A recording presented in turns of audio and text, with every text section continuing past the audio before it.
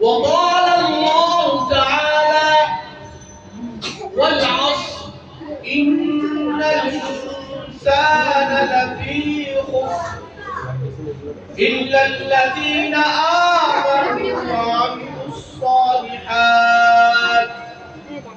وتواصوا بالحق وتواصوا بالصبر صدق الله العظيم. قال رسول الله صلى الله عليه وسلم جددوا إيمانكم قيل يا رسول الله وكيف نجدد إيماننا قال أكثروا من قول لا إله إلا الله وقال عليه الصلاة والسلام خيركم من تعلم القرآن وعلمه وقال الله تعالى وقال رسول الله صلى الله عليه وسلم العلماء ورثة الأنبياء وإن الأنبياء لم يورثوا دينا ولا درهما أو كما قال عليه الصلاة والسلام. আলহামদুলিল্লাহ আল্লাহ তাআলা অশেষ মেহেরবানি, আল্লাহ তাআলা লাখো কোটি শুকরিয়া। আজকে অত্র মাদ্রাসা নয়ারহাট হামিদ সুন্নাহ মাদ্রাসা বার্ষিক মাহফিল, ছাত্রদের পাগড়ি বিতরণ অনুষ্ঠান, ছাত্রদের পুরস্কার বিতরণ অনুষ্ঠান শুরু হচ্ছে। আল্লাহ তাআলার কাছে লাখো কোটি শুকরিয়া যে আল্লাহ সুবহানাহু ওয়া তাআলা বিশাল এক মজমা, জান্নাতের বাগিচা, দ্বীনের পরিবেশ, দ্বীনের মাহল, দ্বীনের উঁচা মকাম মাদ্রাসা, যেখানে কুরআন শিক্ষা দেওয়া হয়, হাদিস শিক্ষা দেওয়া হয়। যে সমস্ত বাচ্চারা কুরআন পড়তে জানতেন না, পারতেন না, আল্লাহ সুবহানাহু ওয়া তাআলা অশেষ মেহেরবানিতে আজ তারা কুরআন শরীফ পড়তেছে এবং পড়তে পড়তে কুরআন শরীফকে হিফজ করেছে, মুখস্থ করেছে, হাফেজ করেছে। 30 পারা কুরআন শরীফ, 30 পারা কুরআন শরীফ এই ছাত্র সিনার মধ্যে জব্দ করেছে। এই ছাত্র হাজারো মেহনত করেছে, তার গার্ডিয়ান হাজারো চেষ্টা করেছে। এর বিনিময়ে আল্লাহ সুবহানাহু ওয়া তাআলা সেই ছাত্রকে হাফেজ হওয়ার জন্য তৌফিক দান করেছেন।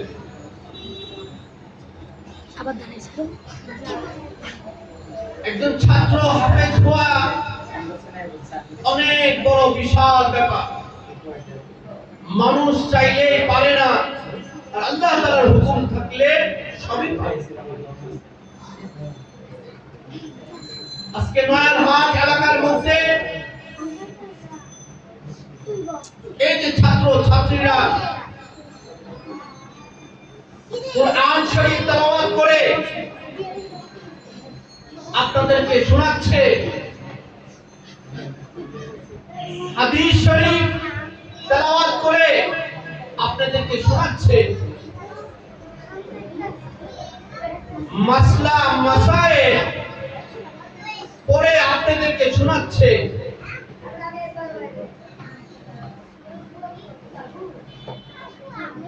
বলে তারা দিন শিখছে, দিন শিখতেছে। আজকে তারা জ্ঞান অর্জন করতেছে, আল্লাহ তাআলাকে চিনতেছে। আমাদের নবী হযরত মুহাম্মদ মুস্তাফা সাল্লাল্লাহু আলাইহি ওয়াসাল্লামকে চিনতেছে, ওনার তরিকা অনুযায়ী তারা চলতেছে।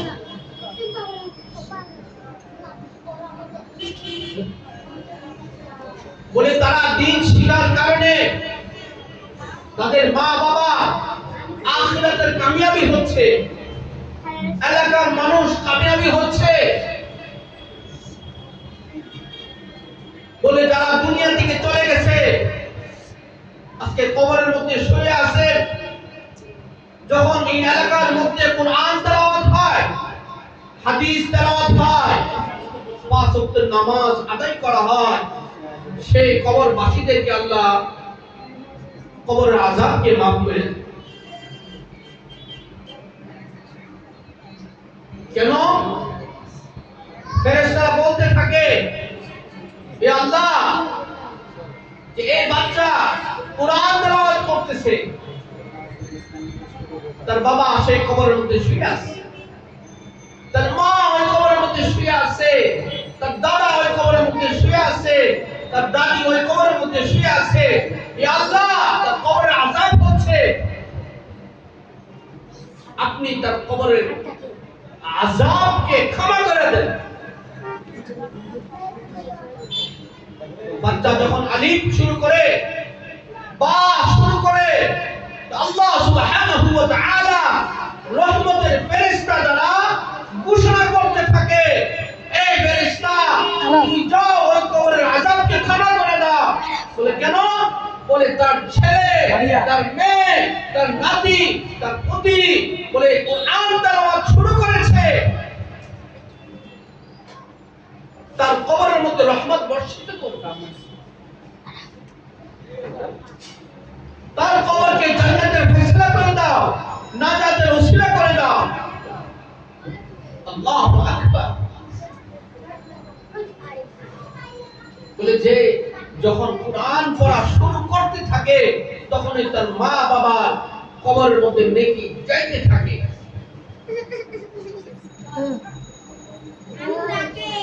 আল্লাহ সুবহানাহু ওয়া তাআলা সেই এলাকার মধ্যে রহমত বর্ষিত করে। কেননা রাতে দিনে 24 ঘন্টা বলে তারা আল্লাহ তাআলার কোরআনকে তেলাওয়াত করতে থাকে। বলে কোরআন শরীফ আল্লাহ তাআলার কালাম, কালামুল্লাহ।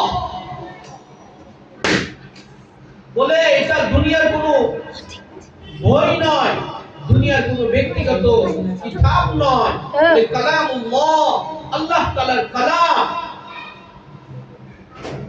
আল্লাহ তাআলার কথা।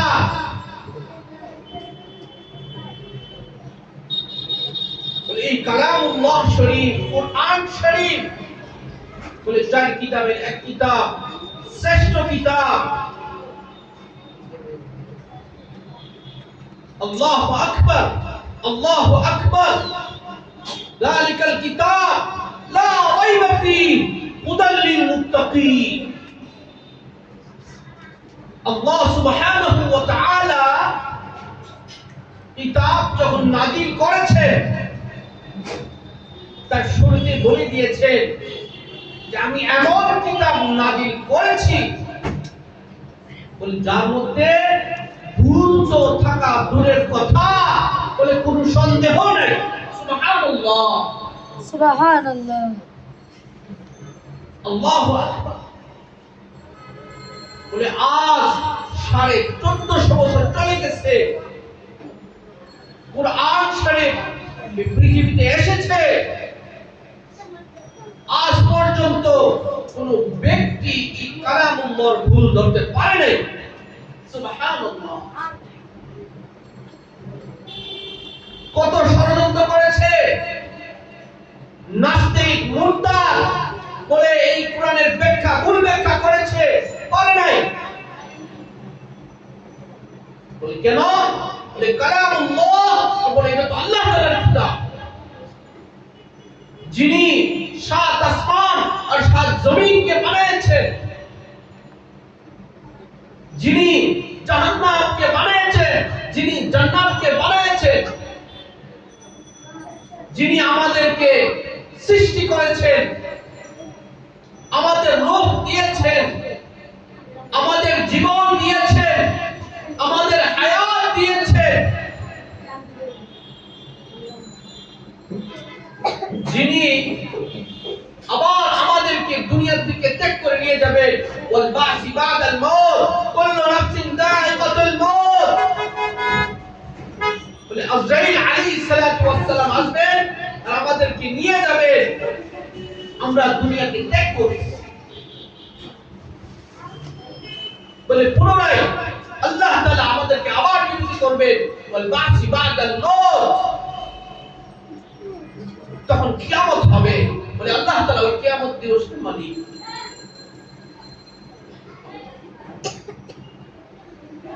যিনি আমাদের রিজিক দাতা, পালনে वाला, খাওয়ানে वाला আল্লাহ। যিনি কুরআনকে পৃথিবীতে নাযিল করেছেন হুজুর পাক রাসূলুল্লাহ সাল্লাল্লাহু আলাইহি ওয়াসাল্লামের উপর। জিবরাইল আলাইহিস সালাতু ওয়াস সালাম বলে ওনার মাধ্যমে আমাদের নবী মুহাম্মদ রাসূলুল্লাহ সাল্লাল্লাহু আলাইহি ওয়াসাল্লামের উপর ওহী নাযিল করেছেন। সেই ওহীর মাধ্যমে কুরআন পৃথিবীতে এসেছে। বলে কিয়ামত পর্যন্ত সেই কালিমা, সেই কুরআন থাকবে। কালামুল্লাহ কত বড় কালাম।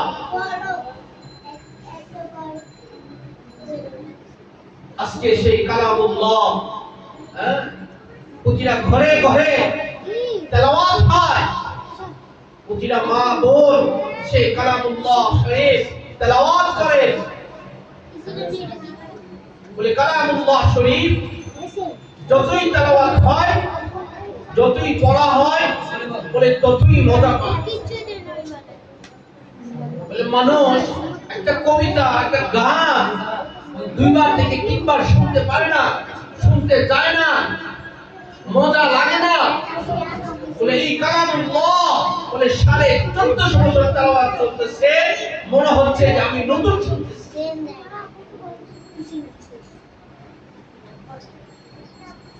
বলে এই কালামুল্লাহ তেলাওয়াতের দ্বারা আল্লাহ সুবহানাহু ওয়া তাআলা হাজার হাজার কাফের, মুশরিক, বেঈমান তাদেরকে হেদায়েত দিয়েছেন।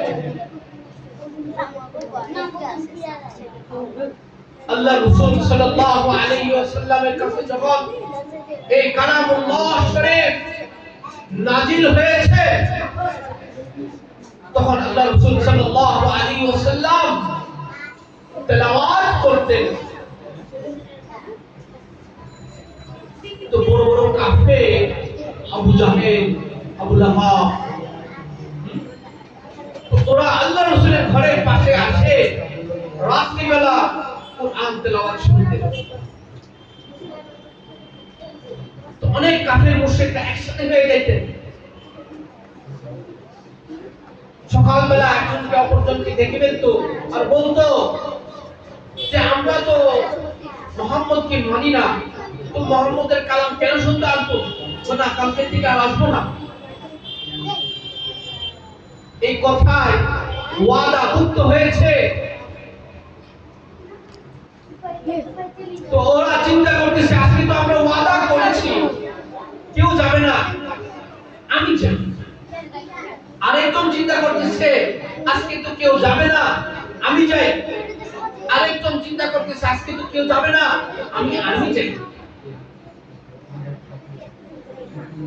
আল্লাহ রাসূল সাল্লাল্লাহু আলাইহি ওয়াসাল্লাম তেলাওয়াত করতেছিলেন, শেষ রাতে উঠে তাহাজ্জুদের নামাজ আদায় করার পর রাতের বেলা রাতের আধারে মধুর কণ্ঠে তেলাওয়াত করতেছিলেন।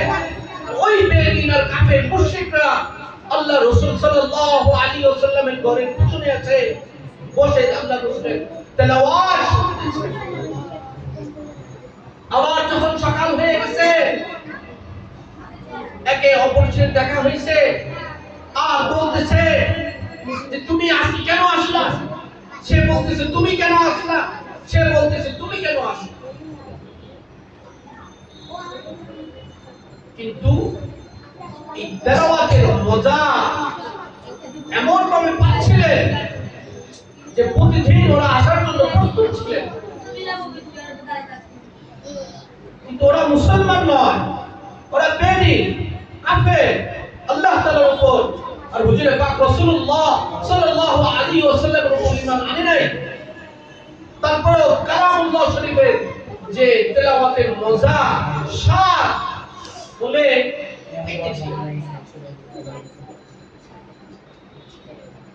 এক বাদশা, সে মুসলমান ছিল না, সে বেদীন ছিল, এক মুসাফির গরিব। সে এক জঙ্গলের মধ্যে কুরআন তেলাওয়াত করতেছে মধুর কণ্ঠে। ওই বাদশা তার প্রশাসক তার রাজ্যের লোক নিয়ে রং তামাশায় লিপ্ত ছিল। তো প্রতিদিন সে একটা মধুর আওয়াজ পাইতে, কিন্তু সে বুঝতে পারতো না আসলে কি। তো সে তার বাসা রাজ্য থেকে বাইরে হয়ে সে আলাদা হয়ে শুনতেছিলেন এই জিনিসটা কি আসলে। তার রাজ্যের লোকদেরকে বলল, দেখো আমি অনেকদিন যাবত এই একটা আওয়াজ পাচ্ছি, এই আওয়াজ আমাকে অনেক মুগ্ধ করছে। আমি যতই শুনি ততই মজা লাগে। এই আওয়াজটা কোত্থেকে আসে, কে পড়ে, কে তেলাওয়াত করে, কি জিনিস? দেখো বুঝো, আমি ওই তেলাওয়াত আর ওই আওয়াজটা আমি কাছের থেকে শুনবো আর দেখবো সে কি পড়ে, কি করে। ওই রাজ্যের লোকরা ওই ব্যক্তিকে তালাশ করতেছে, গিয়ে দেখে জঙ্গলের মধ্যে একটা বৃদ্ধ লোক, সে বসে বসে কোরআন তেলাওয়াত করে।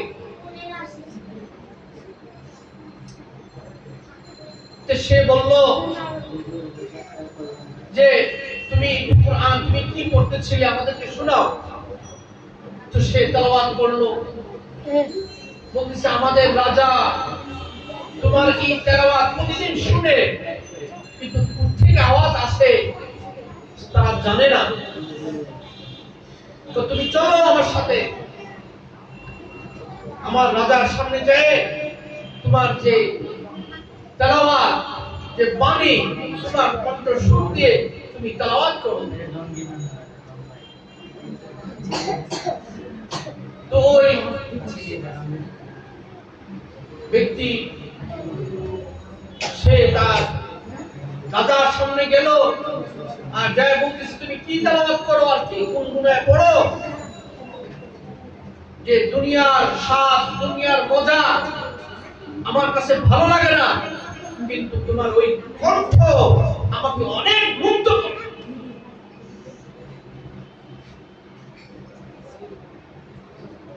তুমি আমাকে একটু তেলাওয়াত করে শোনাও, তুমি কি পড়ছো?